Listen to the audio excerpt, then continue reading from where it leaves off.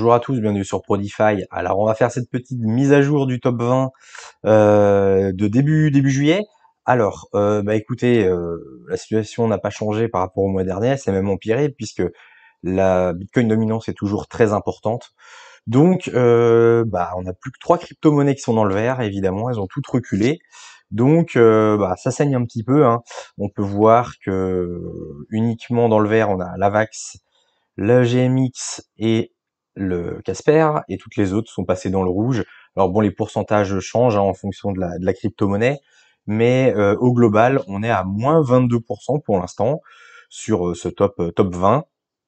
Donc voilà, tant que de toute façon que le Bitcoin sera supérieur aux altcoins, les altcoins vont perdre, voilà, sachant que le Bitcoin était plus ou moins stable, les altcoins ont perdu de la dominance, donc les altcoins ont plutôt tendance à baisser actuellement.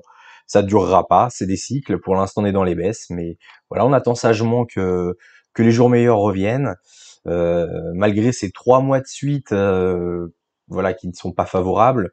On n'est que à moins 22 entre guillemets, et puis de toute façon on voit le long terme, donc voilà. Il faut surtout garder ça en tête, on attend le prochain bull run.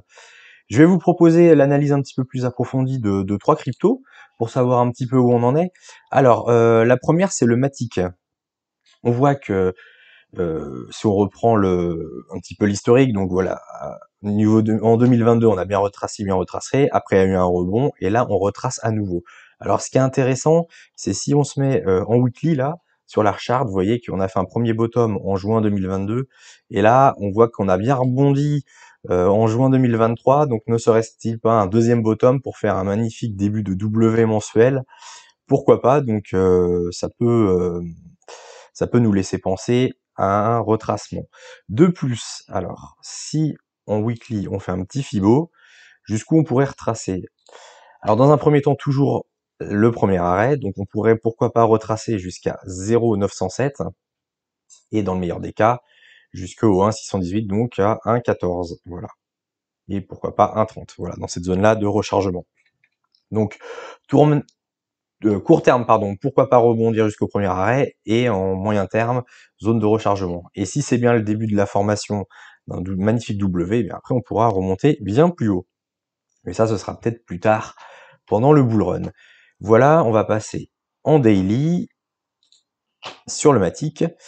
Alors, si on dézoome un petit peu, ce qui est très intéressant, c'est qu'on peut voir, alors je vais vous mettre une petite trendline, on voit que là, il y a une magnifique trainline, vous voyez tous les sommets, tac. Alors c'est pas très droit, je vais essayer de mettre ça un peu plus droit.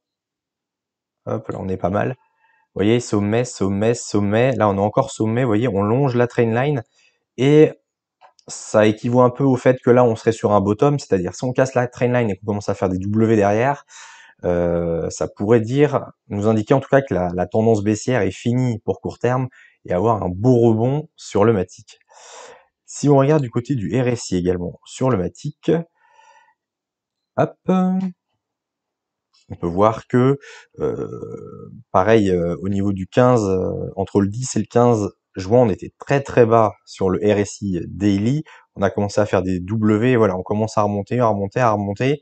On est à 40, un petit peu moins de 50, on est à 46 de RSI. Donc vous voyez, le RSI remonte. Si on casse là la trainline et que le RSI commence à continuer à monter, ça peut nous faire un beau retracement. Donc ça sent plutôt bon signe pour le Matic, même si bien évidemment ça va dépendre aussi du Bitcoin. Voilà pour le Matic. On continue avec le GMX. Alors le GMX en weekly, si on prend le bottom et qu'on regarde où on est rendu, en weekly, eh bien, on s'est arrêté pile dans la zone de rechargement, voilà, même au 0,778. Vous voyez, on a rebondi pile au moment, et là, on est en train de rebondir. Donc, c'est pas un hasard. Et si on fait juste le dernier mouvement baissier, tac, sur GMX, on voit que, voilà, on est quasiment sur le premier arrêt. Donc là, on est vraiment à un point pivot maintenant sur cette semaine-là, puisque soit on casse le premier arrêt et on continue de retracer, soit on se fait rejeter par le premier arrêt, et là, on risque de trouver de nouveau plus bas. Donc là, c'est vraiment critique. Si on passe en daily, ça va nous confirmer aussi qu'on est dans une zone un petit peu entre deux. On peut d'ailleurs tracer une belle trendline là aussi. Hop, quelque chose comme ça. 1 point, 2 points, 3 points de contact. Ouais, alors elle est pas parfaite, mais voilà. On voit que voilà. On suit une trendline. Pareil, si on casse la trendline, ça va correspondre au 0,3 au premier arrêt également, et on risque de retracer. Par contre, si on continue cette trendline, voilà, on devrait continuer à rebondir. C'est un peu dans le même optique.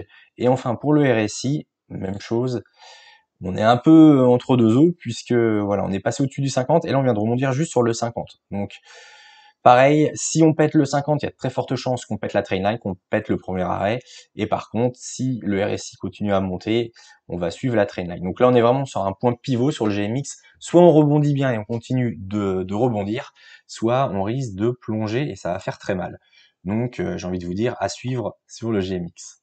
Pour finir, le Casper. Alors le Casper, en weekly, pardon, il est très intéressant. On a bien retracé pendant le bear market, et là on voit que depuis juin 2022, voyez, on est vraiment, on fait des plus bas de plus en plus haut, des W dans des W, ça commence vraiment à être sympa la chart. C'est vraiment très intéressant. Si alors je vais juste me déplacer un petit peu, je veux juste essayer de retracer Fibonacci en weekly, du haut vers le bottom.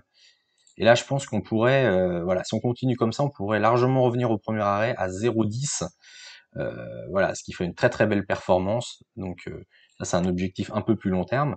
Et à court terme, si on replace sur du daily, eh bien, on peut se rendre compte que sur le dernier mouvement, si on prend le mouvement entier, eh bien, c'est assez joli puisque le bas, le haut, on est revenu dans la zone de rechargement.